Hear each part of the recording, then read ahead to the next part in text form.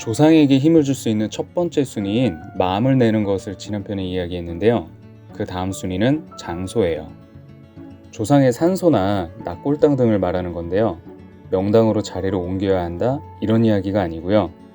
물론 명당에 가면 더할 나위 없이 좋지만 지금은 현재 놓여진 상황에서 결과를 끌어내는 방법만 말씀드릴게요. 묘 이장, 묘 합장 이런 거는 진짜 신중해야 하고 함부로 했다간 정말 큰일 납니다. 이런 것도 나중에 또 자세히 말씀드릴게요. 다시 본론으로 들어가서 이야기하자면 산소나 낙골당 아니면 조상의 유골을 뿌린 곳은 가능하면 자주 찾아가야 해요. 꼭 성묘할 때만 가는 게 아니고요. 시골에 할머니나 어머니가 혼자 계셔서 찾아뵙는다는 마음으로 자주 가야 해요. 만약 산소라면 갈 때마다 산소나 산소 주변에 문제는 없는지 잘 살피시고 편히 쉬시라는 마음으로 가도 좋고요. 살아생전에 좋아하셨던 음식을 가져가도 좋아요. 그 음식을 거기서 먹고 오면 더 좋고요. 어떤 소위 운 전문가라고 스스로를 소개하면서 성묘 갈 때 이런 음식은 가져가야 한다, 저런 음식은 가져가면 안 된다 이렇게 말하는 사람들 있죠. 그리고 좀 연세가 있으신 분들도 그걸 아주 철저하게 지키려고 하죠. 그거 진짜 무식한 소리예요. 이 음식에 대해선 이따 제사 음식 관련해서 자세히 말씀드릴게요. 아무튼 산소나 낙골당을 찾아가는 것을 살아있는 사람으로 비유하면요. 시골에 할머니가 혼자 사시는데 손주들이 자주 찾아가고 말동무도 해주고 뭐 필요한 거 없나 챙겨주는 거랑 똑같아요. 그런 할머니들도 엄청 반갑고 기쁘면서도 동시에 주변 이웃들의 칭찬과 부러움도 사요. 그럼 그 할머니는 외로움도 덜 하시고 어깨뽕이 올라가겠죠. 그리고 이 손주들이 얼마나 이쁠까요? 갖고 있는 모든 걸 다 주고 싶을걸요? 조상의 장소도 똑같아요. 장소가 가진 힘이 얼마나 무섭냐면요. 묘에 물이 차거나 쓸려가거나 나무 뿌리가 관을 뚫거나 함부로 이장하거나 합장하거나 이러면 정말 자손 중에 누구 하나 죽는 걸로 안 끝나요. 이거 당해본 사람은 잘 아실 거예요. 최근에 큰 인기를 끌었던 영화 파묘도 그런 내용인데요. 이거 진짜 미신 아니고요. 정말 이 장소가 가진 힘은 무시무시해요. 그런데 반대로 조상의 장소가 편안하면 자손들이 엄청 번창해요. 자손을 죽일 수도 있는 힘을 반대로 사용해서 목숨을 두 개로 줄 수는 없지만 자손들이 하는 일마다 잘 돼요. 정말 부족한 거 없이 살아요. 그만큼 장소가 갖고 있는 힘이 중요하고요. 이런 장소에 대한 정성을 들이면 아무리 산소에 탈이 나도 그 사람은 나쁜 영향을 피해가요. 그리고 가끔은 해결 방안도 쉽게 할 수 있게도 해주고요. 짧게 제 사례를 말씀드리면 저도 할아버지 묘에 물이 찼는데 굳이 큰 돈 들여서 이장 안 했고 그냥 영혼, 즉 넋만 빼와서 다른 곳으로 보내드렸어요. 이런 것도 살아있는 사람의 정성이 없으면 조상도 허락을 안 해주지만 그 산소를 지키는 신들도 허락을 안 해줘요.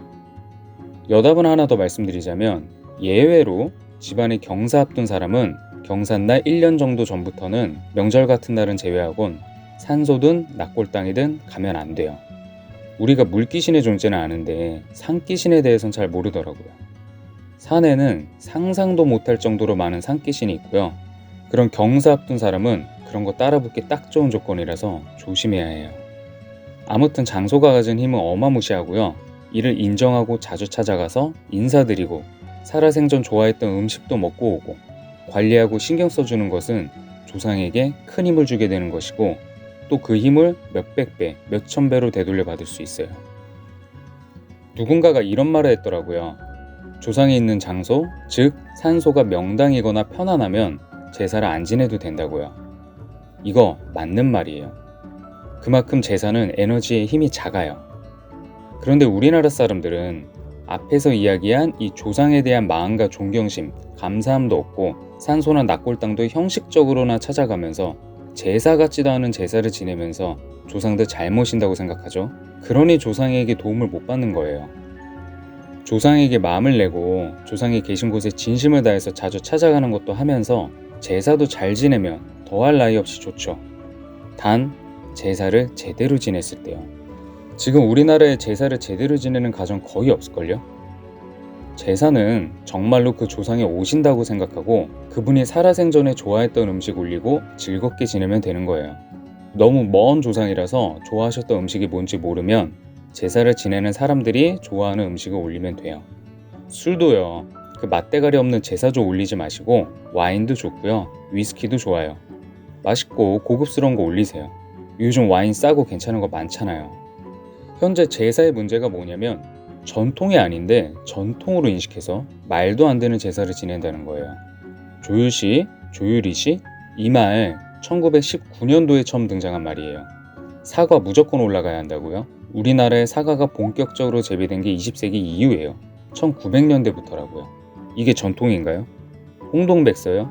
우리가 일본인가요? 왜 홍백을 논하죠?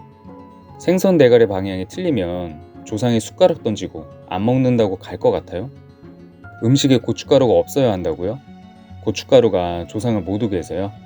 그럼 우리나라에 귀신 하나도 없겠네요. 근데 이런 건 문제도 아니에요. 우리도 안 먹을 음식들 잔뜩 차리느냐고 여자들 고생하죠. 남자들도 고생하죠. 싸우기도 하고 다시는 안 지낸다고 하고.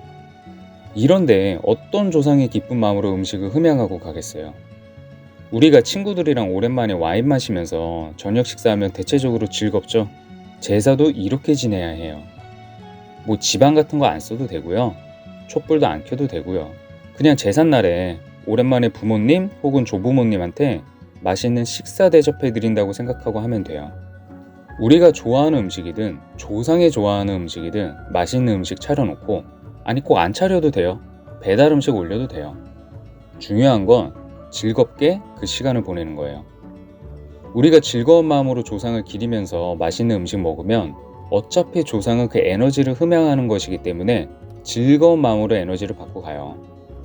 지금 제사 문화는 유교도 아니고 6.25 이후로 이상하게 자리 잡은 전통도 아니면서 전통이라고 인식된 방식인데요. 이렇게 형식적이면서도 즐겁지도 않은 제사 지내면 조상들도 마음 편하게 밥 먹고 가겠어요? 우리가 가족끼리 고급 호텔 레스토랑에서 저녁 식사하면 즐겁죠. 그렇게 고급 호텔까지는 아니어도 그냥 우리가 좋아하는 배달 음식을 집에서 시켜 먹어도 즐겁죠.